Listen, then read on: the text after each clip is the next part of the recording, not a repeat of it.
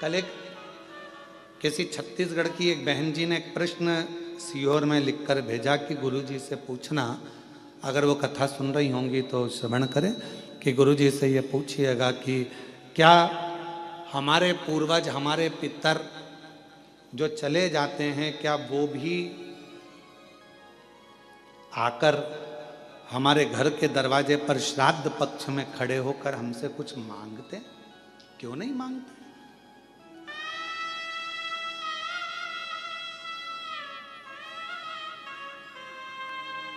बस रूप बदला हुआ, स्वरूप बदला हुआ।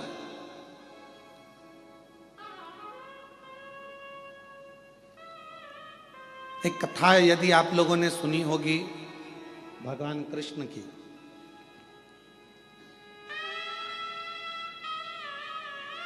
एक बार श्री गरुण जी महाराज भगवान कृष्ण से एक प्रश्न करें, और गरुण जी महाराज ने भगवान नारायण से, भगवान कृष्ण से प्रश्न किया, क्या पितरों की तृप्ति का कोई कार्य हो सकता है? ये 16 दिन जो पितृपक्ष के आते हैं, इन 16 दिन में हम पितरों के लिए क्या कर सकते हैं? कोई ऐसी कथा हमारे शास्त्रों में वर्णित है क्या? तो क्यों नहीं है? भगवान कृष्ण और गरुण का संवाद कर रहा है, गला पकड़ रहा है बेटा।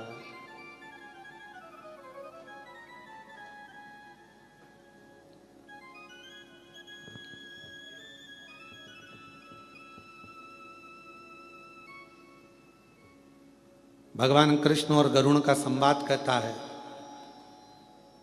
भगवान कृष्ण और गरुण का संवाद वर्णन कर रहा है, कह रहा है, क्या ऐसा कोई चरित्र हमारे जीवन में होता है? भगवान मालिक इनका श्री शिवाय नमस्तुभ्यम।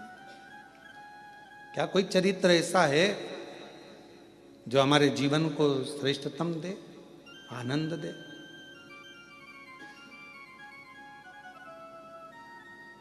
एक चरित्र है, कहा गरुण जी एक रुचि नाम के राजा हुए,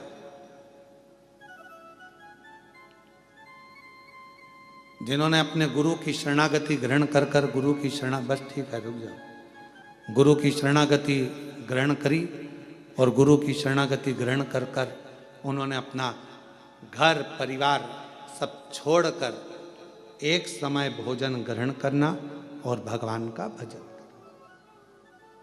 सब कुछ छोड़ दिया। वन में निवास कर रहे हैं, वन में घूम रहे हैं, वन में निवास कर रहे हैं, वन में भ्रमण कर रहे हैं। एक बात अपने अंदर उतार कर रखना मेरी बहनों, मेरी जीजियों, मेरे जीजाओं, मेरी बेटियों बेटाओं, अगर तुम्हारा मन करे कि मुझे घर छोड़ना है, परिवार छोड़ना है, तो तब छोड़ना जब भगवान तुम्हारा हाथ पकड़ ले। किसी दूसरे के चक्कर में तुम अपना घर मत छोड़ना, अपना परिवार मत छोड़ना। भगवान के यदि तुम हो जाओ, परमात्मा के यदि तुम हो जाओ, तो छूटे तो अच्छी बात, पर किसी दूसरे के चक्कर में अगर घर छोड़ रहे हो तो वो श्रेष्ठता नहीं है तुम्हारी, वो फिर तुम्हारी श्रेष्ठता नहीं।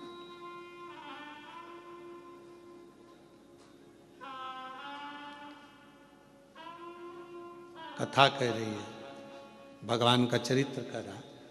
एक रुचि नाम के राजा हुए। भगवान कृष्ण गरुण जी से कहते हैं कि वो रुचि नाम के राजा भ्रमण करते, वन में रहते, एक समय भोजन करते, भगवत भजन में डूबे रहते, स्मरण में डूबे रहते, मंत्र जाप में डूबे रहते।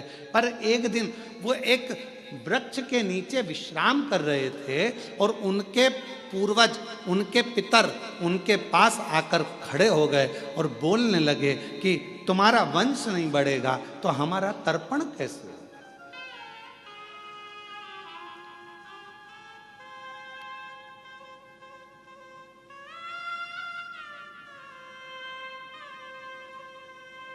तर्पण मालूम है ना सबको, जल देना।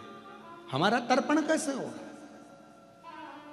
कभी कभी मन में आता है, एक प्रश्न खड़ा हो जाता है कि कई लोग कहते हैं गुरुजी ये तर्पण क्यों दिया जाता है, पितरों को पानी क्यों दिया जाता है, ये पितरों को जल क्यों दिया जाता है, अस्थियों को जल में क्यों डाला जाता है। कई बार एक मन में भाव उत्पन्न हो जाता है कि व्यक्ति अपनी जिंदगी में तृप्त होकर नहीं गया,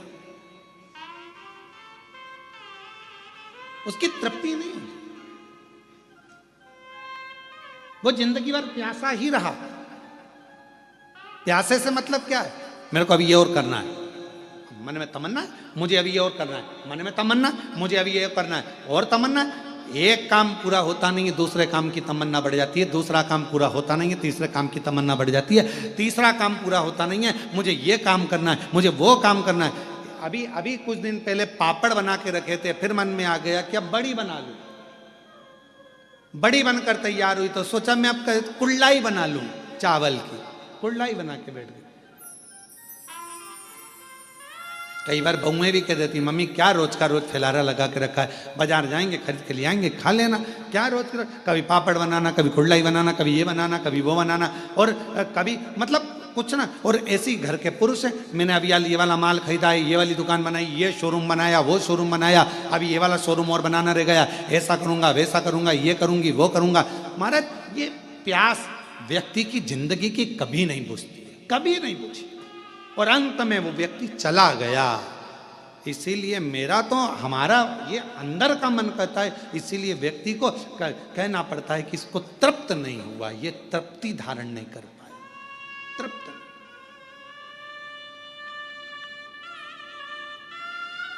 वस्तुओं से तृप्ति रखो, घर के सामानों से तृप्ति रखो, पर परमात्मा